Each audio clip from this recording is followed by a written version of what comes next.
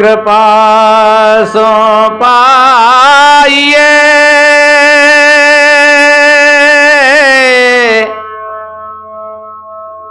बुद्धि विमल विवेक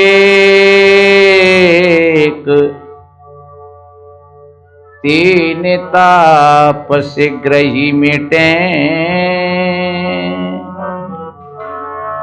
श्री गुरु चरणने कीटे तीन ताप शीघ्र ही मिटे श्री गुरु चरणने कीटे।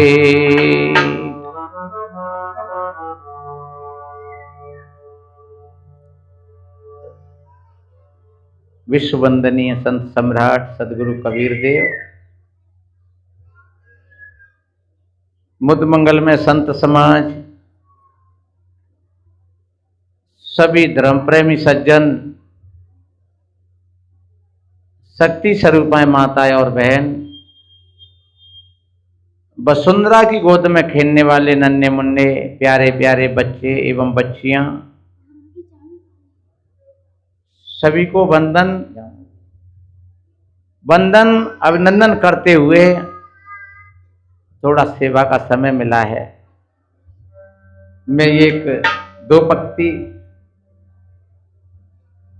सदगुरु की वंदना करते हुए फिर आगे निवेदन करूंगा। शिष्य प्रार्थना करता है, गुरुदेव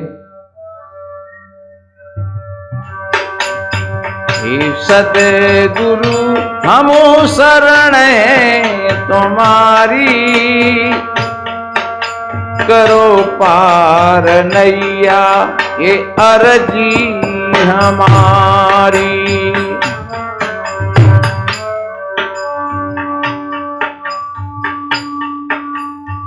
सभी स्वार्थी हैं न कोई हमारा,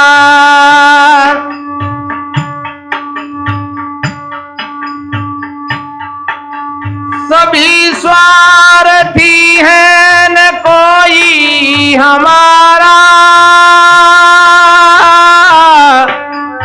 हमने तो पकड़ा है दामन तुम्हारा, हमने तो पकड़ा है, हमने तो पकड़ा है दामन तुम्हारा। संसार सागर से लीजो उबारी, करो पार नैया अर्जी हमारी। ऐ सतगुरु हम शरण हैं तुम्हारी, करो पार नैया अर्जी हमारी।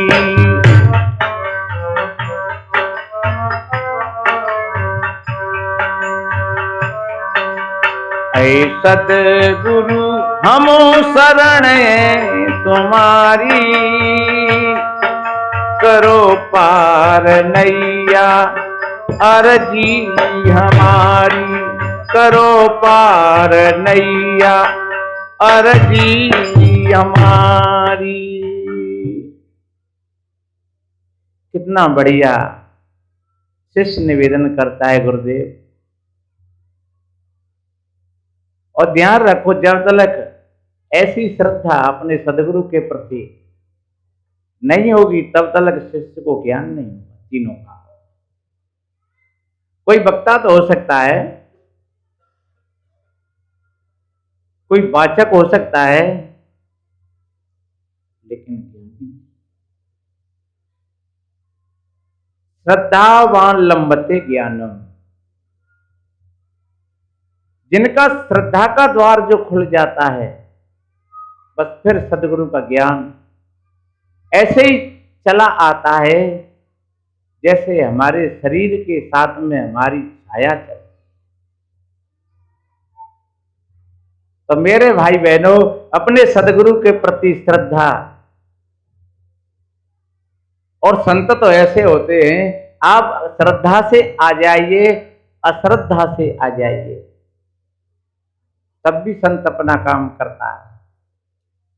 बर्फ के पास में आप बर्फ से गाली दो, तब भी वो गर्म नहीं होगी, वो तुमको ठंडी दे, क्योंकि उसका गुण ही शीतलता है। बर्फ का गुण क्या है? शीतलता। उसके पास में तुम बैठ करके उससे खूब गाली दो, लेकिन वो तुमको ठंडक देगी, शीतलता देगी। अग्नि के पास में बैठ करके तुम खूब उसकी प्रार्थना करो, लेकिन वो तुमको गरमाई देगी, क्योंकि अपना गुण है। अग्नि का जो गुण है वो उष्णता है, और जल का जो गुण है वो शीतलता है। तो सज्जनों, यही शीतलता संतों के अंदर में होती है। जैसे शीतल चंद्रमा तैसे ही शीतल संत,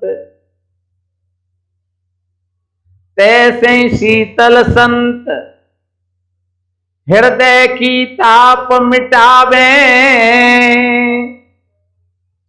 जो कोई आवे जरत मधुर मुख बचन सुनावे। रहन सहन मुस्कान ज्ञान की सुगंधि लगावे।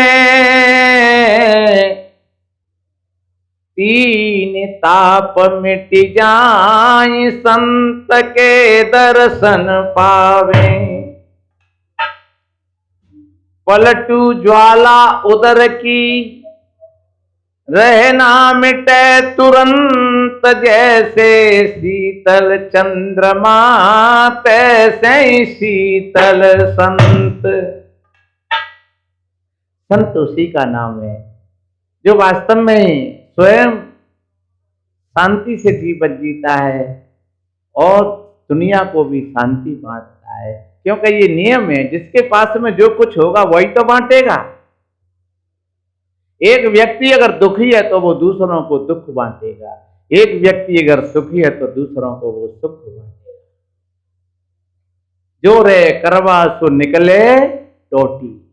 सदगुरु कबीर कहते जो पात्र में भरा हुआ है वही तो निकलेगा। तो हमें ऐसे सदगुरु संतों के पास बैठ करके और अपने भीतर की आग को बुझा लेना चाहिए। जो भीतर की आग है विकारों की, सज्जनों, वह आग शीतलता में बदल जाए। ध्यान रखो, हर चीज का अपना गुण होता है और फिर उसको प्रयोग करने की विधि होती है। होए कुवस्त सुवस्त जो लखें सुलक्षण लोग। अच्छे लोगों के हाथ में अगर जहर आ जाए तो उसको भी वो अमृत बना देते हैं, और गलत आदमी के पास में अगर अमृत पहुंच जाए तो बाहुए वो जहर बना देगा। कोई जहर है, हम सीधा सीधा खा लें तो मर जाएंगे उससे, और वही जहर किसी डॉक्टर और वैद्य के हाथ में पहुंच जाए, उसका शोधन करके और किसी बीमारी में अगर किसी मरीज को दे देते हैं तो वो मरीज के लिए अमृत बन जाता है। तो यही संत सिखाते हैं कि हमें अपने जीवन में ऐसा ही रूपांतरण करना चाहिए। जो भाई बहन ठीक सत्संग में आते हैं उनके गृह कलेश समाप्त हो जाते हैं। पति और पत्नी में अगर द्वंद्व है वो द्वंद्व समाप्त हो जाते हैं, क्योंकि उनमें कला आ जाती है अपने भीतर देखने। और जो कोई बहन अपने भीतर देखेगी तो वो अपने पति से स्वाभाविक वो प्रेम करेगी। जो कोई पुरुष अपने भीतर देखेगा तो वो अपनी कमजोरियों को परखेगा और वो देखेगा कि मेरी कहां पर कमी है जो मेरी पत्नी मुझसे नाराज होती है, रुष्ट रहती है। और जहां दोनों ने अपनी अपनी ओर देख लिया तो बन जाएगी समता। पर कब बनेगी? हम सतत रूप से संतों का सत्संग करते हैं। एक उदाहरण आपने सुना होगा कैसे बदलाव होता है जीवन का। एक पति और पत्नी में झगड़ा हो गया, और झगड़े तो हो ही जाते हैं, गृहस्थी जीवन ऐसा ही है, कभी न कभी मन में विकार आ जाते हैं। तो झगड़ा हो गया दोनों में, और रात भर झगड़ा चलता रहा। शायद पति शराबी होगा, हो सकता है, या पत्नी की कोई आदत खराब होगी, या दोनों में अगर अच्छे गुण होते हैं तो तब तो फिर झगड़े का कोई सवाल ही नहीं है। फिर तो वो दो हैं देखने के लिए, लेकिन भीतर से वो एक ही है। क्योंकि पत्नी अपने पति को, अपने पति की अर्धांगिनी होती है, और जब पत्नी अर्धांगिनी होती है तो फिर पति का हिस्सा भी आधा पत्नी का होता है। ये नियम है ऐसा, पत्नी का आधा हिस्सा पति का होता है और पति के आधा हिस्सा पत्नी का होता है, तो वो दोनों एक में एक हो जाते हैं। देखने के लिए तो दो हैं, शादी होती है तो दो अस्तित्वों का मिलन होता है, कि दो शरीर तो दो हैं लेकिन भीतर से भी दोनों एक है। तो पत्नी हमेशा पत्नी के अधिकारों की सुरक्षा करता है, और पत्नी हमेशा पति के अधिकारों की सुरक्षा करती है। और ध्यान रखो, लड़ाई है तो अधिकारों की है। जो कर्तव्य प्राणता के साथ अगर अधिकार मिलता है वो अधिकार फलित होता है, और जो जबरदस्ती से अधिकार मिलता है वो अधिकार फलित नहीं होता। अगर पत्नी के अंदर में कर्तव्य परायणता है, पति के अंदर में कर्तव्य परायणता है, तो समझ लो कि दोनों का सामंजस्य बन गया। तो मैंने बोला पति और पत्नी में लड़ाई हुई दोनों, और सब रात लड़ाई चलती रही। और ये भी ध्यान रखो, क्रोध और पानी हमेशा नीचे की ओर बहता है, क्रोध ऊपर की ओर नहीं चलता है।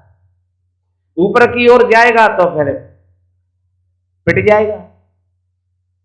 कोई भैया कह रहे महाराज अगर कोई मेरे से कमजोर हो तो मुझे पे बाहरी गुस्सा आते, और ने जो शक्तिशाली दिखा तो फिर जाने कहां चलो जा तो फिर हमने कहा बहुआ पिटाई से डर लगा तो है, या कहीं अगर मैं कहीं किसी जबरदस्त से जूझ गया तो फिर पिट जाऊं। पति और पत्नी के झगड़े में हुआ ऐसा, सवेरे ही वो झाड़ू लगा रही थी, होनहार की बात एक महात्मा जी वहां पर आ गए, और उन्होंने कहा भिक्षाम देई मैया भिक्षाम देई, और वो पोंछा लगाए रही, और वो क्रोध करके, वो क्रोध तो था ही, उसके भीतर में आवेश भरा हुआ था, और उन्होंने वो जो पोता लगा रही थी वो खींच करके उस महात्मा में मारा, और कहा कर ले जाओ भिक्षा, हम अपने मारे मरे जा रहे हैं, दोनों आएगो सवेरे ही बैठ उठा लो। यही है क्रोध का स्वभाव।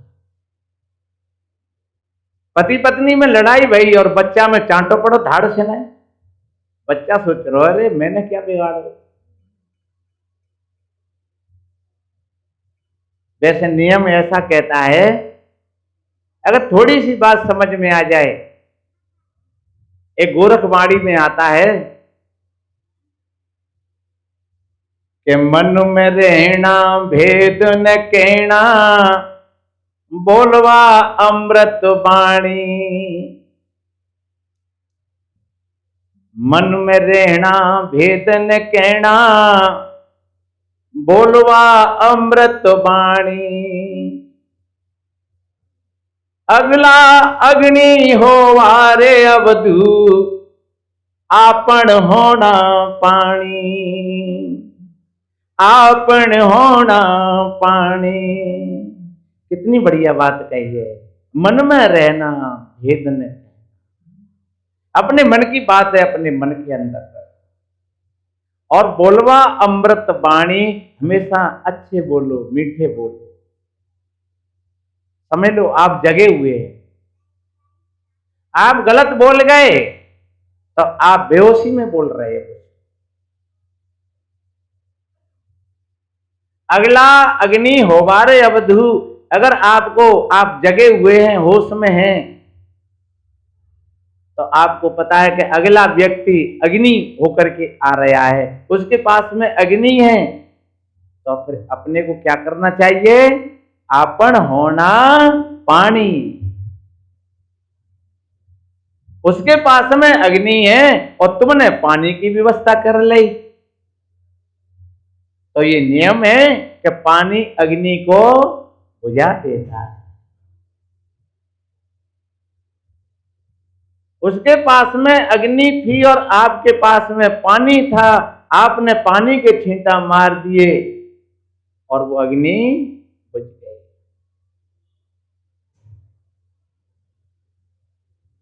मधुर बचन से मिटत है उत्तम जन अभिमान,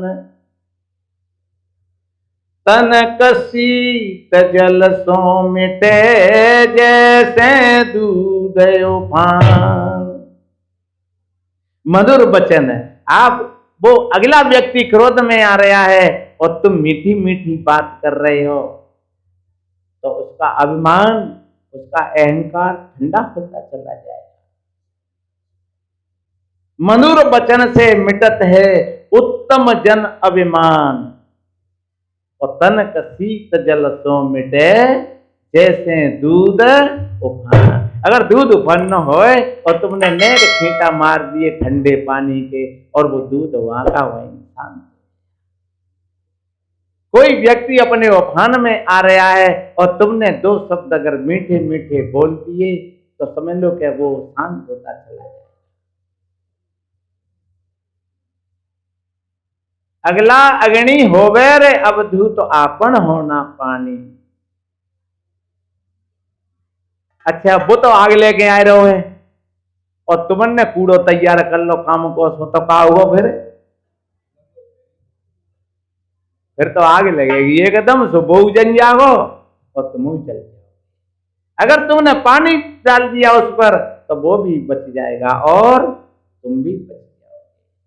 और आज नहीं तो कल फिर वो कहेंगे कि धन्य तेरे लिए भाई, मैं तो बहुत आवेश में था, मैं तो अपने आवेश में खो बैठा अपने आप को, लेकिन तुमने मुझको साथ दिया। तुम्हारे पास में अगर वो उस समय ऐसे मीठे शब्द नहीं होते, तो शायद या तो आप नहीं रहते या हम नहीं रहते। तो सज्जनों, आपन होना पानी, ये बड़े कीमती और बड़े अनमोल शब्द हैं, इनको अपने जीवन में धारण कर लेना। मैं बहुत ऊंची बात नहीं कह रहा हूं, और अगर समझो तो आपके जीवन के लिए ये अमृत है। मैंने बोला कि जैसे ही महात्मा आया और उसका चित्त इतना बिगड़ा हुआ था, क्रोध के मारे विक्षिप्त था, उसने फेंक करके पोंछा मारा और 50 गाली सुनाई। लेकिन संत तो संत होते हैं, संत जी ने हंस करके उसको उठा लिया पोंछा को, और बड़ी भाव से, क्योंकि संत जानते हैं, वो जानने थे कि यहां पर आ गए अब इस समय, और वो पोंछा को लेकर के चले गए। उन्होंने उस पोंछा को बढ़िया 8-10 बार धोया, धो करके सुखा करके उसमें से छोटी छोटी बत्तियां बनाई। शाम को गए गुरु दरबार में और उन्होंने छोटे छोटे दीपक बना करके और जला दिए। पूरे मंदिर में भव्य प्रकाश हो गया। उस प्रकाश को देख करके महात्मा भीतर ही भीतर में बड़ी प्रसन्नता से उनका हृदय भर गया। कह रहे, धन्य उस देवी के लिए जिसने ऐसी भिक्षा हमको दी। ऐसी भिक्षा न तो कभी मिली और न शायद कभी मिलेगी। उस देवी की भिक्षा से इस मंदिर में भव्य प्रकाश हो गया। हे मेरे गुरु महाराज, मैं प्रार्थना करता हूं ऐसे ही उस देवी के हृदय में भी प्रकाश हो जाए, ज्ञान का प्रकाश हो जाए, भक्ति का प्रकाश हो जाए, उसके भीतर सद्भावनाओं। इधर में उस देवी का जब क्रोध उतरा, जब क्रोध का नशा उतरा, ध्यान रखो क्रोध बेहोशी है। जब एक भजन में गाते नहीं, भूल में ऐसो सोए गए हो धन खोई दो तेने अपने हाथ, सोए रहे हो चोरन की नंगरी सिराने धर धन की गठरी, गठरिया चुरवा ले गए हो धन खोई दो तेने अपने हाथ, भूल में ऐसो सोए गए।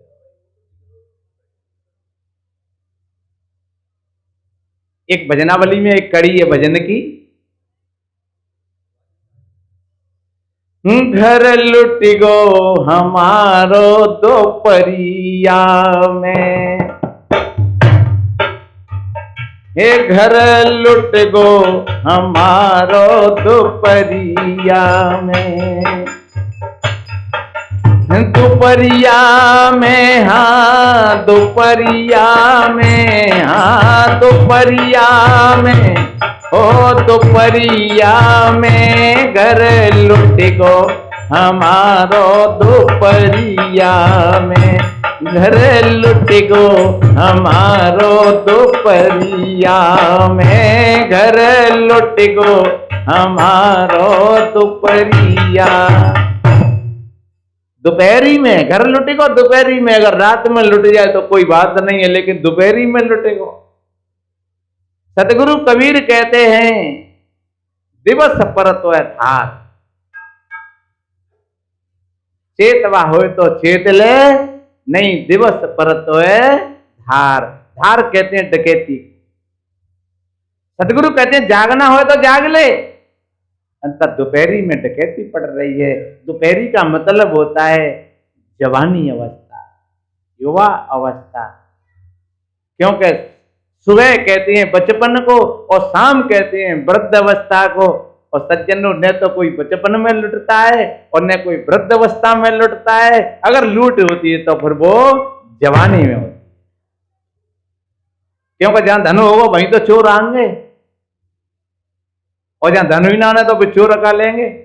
बच्चा पैदे का लेंगे चोर, और बूढ़े पैदे का लेंगे चोर है। बाहर डरो झुपड़िया में जो कुछ तो मोड़ी बोड़न ले लो सब को सब, अब बूढ़े पे कार रहेगा और ठंड न पाले कोरे को लूटे। ज्यादा से ज्यादा चोरे पड़ोगे तो कोई रात को कुआए पर कोई गुंडा बदमाश तो भी ये पूछ ले बाबा हमें फलानी जगह जाना हो, गैल बता दे, पर लूटेंगे का ये कुछ है ही नहीं। तो इसलिए मेरे बहन भाइयों हमें समझ लेना चाहिए ठीक तरीका से, ये क्रोध ही चोर है, ये काम ही चोर है, ये लोभ और मोह ही चोर है, अहंकार ही चोर है। जो हमारे अंदर में जो द्वेषता की दीवार लगी है, ये चोरी हो रही है हमारी, राग और द्वेष से चोरी हो रही है हमारी, ये चोर है हमारे भीतर के, ये हमारे कीमती समय को और ये चुरा करके ले जा रहे हैं। यही हमारे जीवन का धन है। अगर कला आ जाए हम पर रूपांतरण करने की, तो क्रोध में से फिर शील बनेगी, करुणा बनेगी। आइए साहब एक जयकारा लगाते हैं साहब जी के सम्मान के लिए, बोलिए की जय हो। नहीं नहीं जमे बैठे बब्बर मत करो, बैठ जाओ बैठ, कोई बात नहीं साहिब, कोई बात नहीं, ये भजन ही है। इसलिए मेरे भाई बहनों बैठ जाएं, बैठ जाओ। मैंने जो निवेदन किया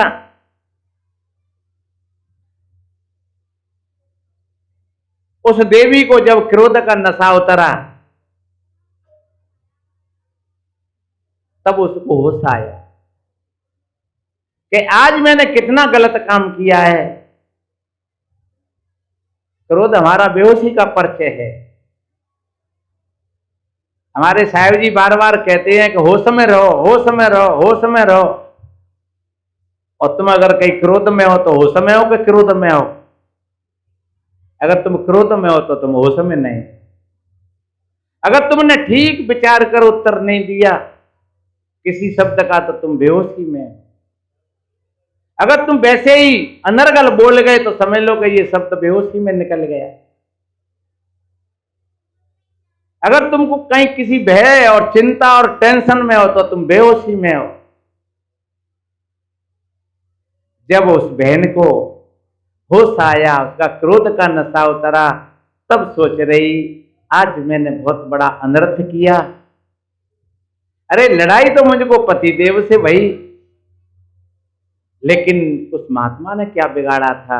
वो सवेरे ही आकर के भिक्षा मांग रहे थे और मैंने उनमें पोंछा मारा और 50 गाली सुनाए थे। अगर वो महात्मा भी कोई डीम पत्थर फेंक जाता, गाली गलौज कर जाता, तो शायद मुझको भी संतुष्टि रहती। लेकिन वो बेचारा चुपचाप बड़े सहज भाव से उठा करके ले गया। संत सरल चित जगत में, कितनी बढ़िया बात कही। किसी बेस के लिए नहीं कहा है।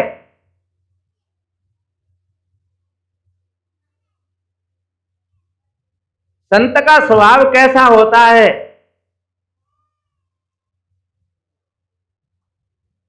जैसे आम का पेड़। आम का पेड़ कैसा?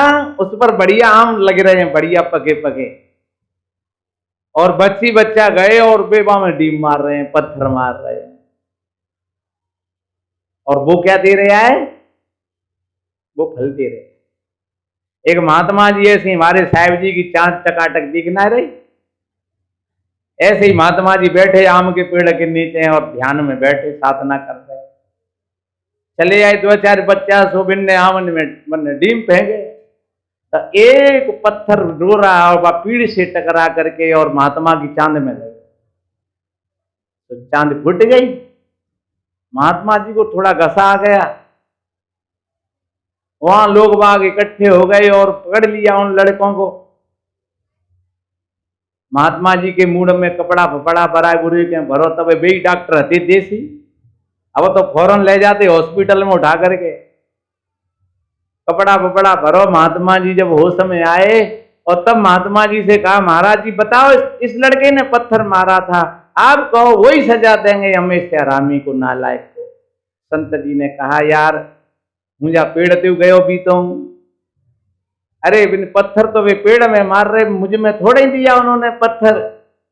और अगर पेड़ में पत्थर लगता तो फिर वो आम देते, फल देते, और क्या मैं इसको श्राप दूं? अगर मैं इसको श्राप देता हूं तो फिर तो मेरी कीमत इस पेड़ से भी गिरी भई है।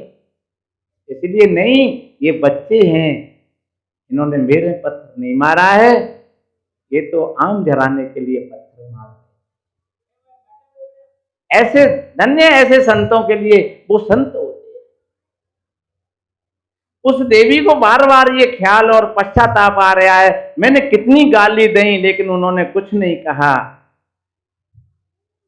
जब कोई मैया सत्संग में जाती और फिर वो आई शाम को, बोले बहना जी आज तो कैसे तुम सुस्त हो, आज क्या हो गया है?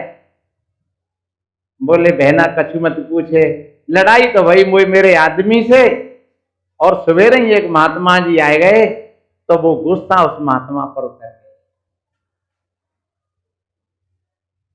और वो महात्मा भी ऐसे सीधे सरल थे कि उन्होंने कुछ नहीं कहा, वो लेकर के चले ही गए, उस पोंछे को लेकर के चले गए। अब बहना क्या किया जाए? अरे बोले संत तो संत होते हैं, संत कभी नाराज नहीं होते हैं, तू चिंता मत करे, जब सवेरे फिर से आए तू क्षमा मांग लेना। और महात्मा जी सवेरे आए, वो बहन पैरों में गिर पड़ी। महात्मा जी कह रहे हैं बात क्या है, और कोई उत्तर नहीं निकला मुख से, आंखों के आंसुओं से, और महात्मा जी के पैर भीग गए। उसके पश्चाताप के आंसुओं ने उसका हृदय निर्मल कर दिया, पवित्र कर दिया। महात्मा जी ने उसको उठा करके छाती से लगा लिया, कहने लगे बहन बात क्या है? बोले गुरुदेव कल मैंने आपका बड़ा अपमान किया और आपने कुछ भी नहीं कहा। महात्मा जी ने कहा, बहन जो कल तेने जैसी भिक्षा दई, ऐसी भिक्षा शायद आज तक न कोई ने दई और न कोई देगा। धन्य है तेरी भिक्षा से शाम को मेरे मंदिर में भव्य प्रकाश हो गया। मैंने भी ये गुरु महाराज से निवेदन किया, हे गुरुदेव, जैसे उस देवी की भिक्षा से तेरे मंदिर में भव्य प्रकाश हो गया, ऐसे ही उसके हृदय में ज्ञान और भक्ति का प्रकाश हो जाए। धन्य है उस देवी का हृदय निर्मल हो गया, पवित्र हो गया, और उसी दिन से वो महात्मा जी से जुड़ गई, सत्संग से जुड़ गई, ज्ञान से जुड़ गई, उनके हृदय में ज्ञान का प्रकाश हो गया। सज्जनों, मैंने निवेदन किया था कि वास्तव में ऐसे संत महापुरुषों के सानिध्य में जाकर के अपने जीवन और जन्म को अच्छा बना लेना चाहिए, सुंदर बना लेना चाहिए। जो इस तरीका से जो उसका क्रोध था वो करुणा और शील में बदल गया, जो मोह था वो प्रेम में बदल गया, जो लोभ था वो त्याग में बदल गया, जो अहंकार था वो विनम्रता में बदल गया। बस ये इसी को बदलाव कहते हैं। तो मैं तो निवेदन करता हूं सभी भाई बहनों से, यहां जो सत्संग में आते हैं और आज भी हैं, ऐसी भिक्षा तो फिर मन देना किसी को, क्योंकि वो तो संत थे, पर नहीं, अपने जीवन में जरूर परिवर्तन करना। जिन भाई बहनों के अंदर में ऐसा भाव प्रकट होता है, सज्जन, उनका जीवन अच्छा बन जाता है, सुंदर बन जाता है। आज घर पर जाएं तो घर वालों को ऐसा लगे कि हमारी श्रीमती जी सत्संग सुन करके आई, तो ठीक है, अब की तबार में हम भी चले। कोई अगर बुढ़िया माता सत्संग में आई है तो उनको लगे घर जा करके बहुओं को, बेटाओं को, कि आज माता जी सत्संग सुन करके आई है, तो बेटा अब की हमें लेवाए ले चलिए। इस तरीका से जो सत्संग की धारा को पकड़ लेते हैं भाई बहन, उनका जीवन अच्छा बन जाता है, सुंदर बन जाता है। और जो नहीं समझ पाते हैं, नहीं पकड़ पाते हैं उस धारा को, तो सज्जनों फिर वो जीवन जीवन नहीं होता। मैंने निवेदन किया, सदगुरु के चरणों की वंदना करते हुए, हे सदगुरु हम शरण हैं तुम्हारी, करो पार नैयाए अर्जी हमारी। ऐसा भाव हमारे हृदय में बना रहे, ऐसे संत सदगुरुओं के हम निकटवर्ती बने रहें, जीवन को हम साधना में लगाएं, थोड़ा थोड़ा हम रोज समझने का प्रयास करें। हम मिट्टी के घड़ा नहीं बने। अगर कौती है गई होए, पति पत्नी में कोई बात चल रही होए, देवरानी जेठानियों में कोई बात चल रही होए, भाई भाइयों में कोई बात चल रही होए, तो यहाँ कबीर जी तो कहते हैं, सोना सज्जन साधु जन टूटी जुरे सो बार। सोना है तुम 10 बार तोड़ दो, 10 बार जोड़ दो। सज्जन आदमी को 10 बार कोई बात हो जाए तो 10 बार वो हाल ही पीछे फेंक देता है। और साधु महात्मा कोई बात भी वैसे होती नहीं, और हो भी जाए तो हाल की हाल तुरंत उसको साफ कर दिया। और ऐसा भी कहा है कि टूटे सो जन मनाइए, और जो टूटे सो वार, रही मन पुण्य पुण्य पोइए, गल मुक्ता को हार। कोई बहन जैसे भैया माला पहनते हैं, और अगर वो टूट जाए डोरा कुदरती, और वो सारे मोती बिखर जाएं, मणियां बिखर जाएं, सज्जनों क्या आप उनको इकट्ठा करके फिर से नहीं पोओगे, क्या फेंक दोगे? वो क्यों? जब वो एक धागे में गुथे हुए होते हैं तो वो अच्छे लगते हैं, और जब कोई भाई बहन उसको गले में डाल लेते हैं तो फिर वो गले को भी सुंदर बना देते हैं। कोई बात नहीं है, धागा टूट गया तो कोई बात नहीं है, और फिर से दूसरा धागा लेकर के और फिर पिरो करके और फिर वो अपनी नारदी पहन लेते हैं। इसी तरीका से कहावत में कहते हैं कि फटे को सीना और रूठे को मनाना, एक नियम है। और झुकता है वही बंदा जिसमें जान होती है, और अकड़े रहना मुर्दे की पहचान होती है। कबीर नवे सो आप को पर को नवे न कोय, घाल तराजू तो लिए झुके सो भारी होए। कितनी बढ़िया बात कही। अगर किसी के अंदर में झुकावट है, कहते हैं कि वो सूखे वृक्ष कभी नहीं झुकते हैं, जो झुकते हैं वो हरे भरे ही झुकते हैं। नवे धनुष और बाण, नवे दाता धनवंता, नवे तुरंगम तेज, नवे जल तरवर संता। नवे आम की डार, नवे चंपे की डारी, नवे सुलक्षण लोग, नवे कुलवंती नारी। असल चीज सब ही नवे, सूखो काठ कपूत नर, टूट जाए तऊ ना नवे। ध्यान रखो, इस नम्रता को, इस लघुता को छोटा मत समझ लेना। ये कोई कायरता नहीं है, ये सबसे बड़ी बहादुरी है। सदगुरु कबीर देव जी और कहते हैं, लघुता से सब होत है। सज्जनों, उन्होंने उदाहरण दिया, सबसे तो लघुतावली और लघुता से सब होए, और जस द्वितीया को चंद्रमा शीश नावे सबको। दौज के चंद्रमा को सभी नमस्कार करते हैं, पूर्णमासी के चंद्रमा को कोई नहीं नमस्कार करता है। क्यों? कि पूर्णमासी का चंद्रमा आज पूर्ण हो गया, लेकिन दूसरे दिन से ही वो घटना शुरू हो जाता है। और दौज का चंद्रमा होता है, वो बढ़ना शुरू कर देता है। तो दौज को कुछ, तीज को कुछ, चौथ को कुछ, और धीरे धीरे वो बढ़ता चला जाता है। तो इसी तरीका से हमारे अंदर में भी जब झुकावट आ जाती है, तो धीरे धीरे धीरे धीरे हमारे कदम ऊपर की ओर बढ़ते हुए चले जाते हैं। तो क्यों नहीं हमें ऐसे सद्गुणों को अपनाएं। परमात्मा की बात करते हैं सज्जनों। अरे परमात्मा क्या है? जो एक जीव की उच्च कोटि की जो दशा है, उसको परमात्मा कहते हैं। परमात्मा कोई अलग नहीं है।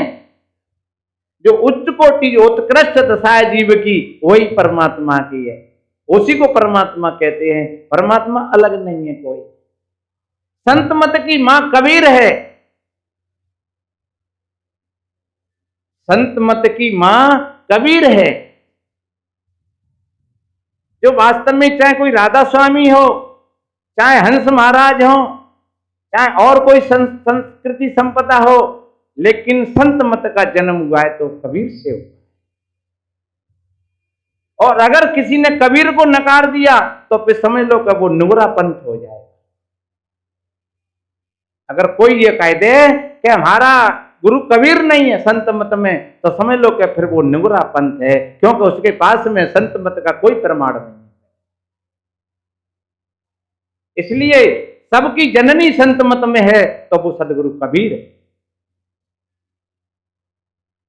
तो हमें क्यों नहीं ऐसे महापुरुष के सिद्धांत को, जो एक मानवतावादी सिद्धांत, सारी जाति समाज से ऊपर उठ करके और सारी एक मानवता को दर्शाने वाला, एक हाथ से हाथ मिल करके चलने वाला, चाहे कोई हिंदू हो, इस्लाम हो, सिख हो, ईसाई हो, लेकिन कबीर तो कहते हैं कि हम सभी भाई भाई हैं, हम सब मनुष्य हैं।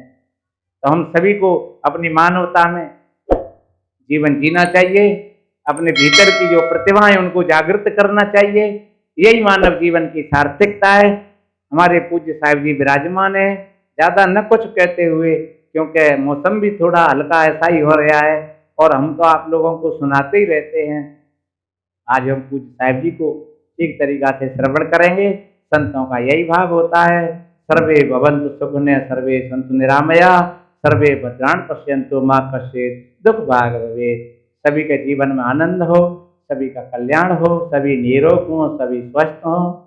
और एक निवेदन, 10, 11, 12, 13 जुलाई का यहाँ जो कार्यक्रम रहेगा, सभी भाई बहन तन से, मन से, धन से सेवा करके इस कार्यक्रम को संपन्न बनाएंगे, इसकी शोभा बढ़ाएंगे और यहाँ दूर दूर से संत महात्माओं का आगमन होगा और आप सभी भाई बहन अपना अपना खूब बढ़िया सेवा और सम्मान के साथ अपना पाठ पूरा करें तो आपका जीवन अच्छा बनेगा, सुंदर बनेगा। एक जयकारा बोलिए श्री सद्गुरुदेव साहिब।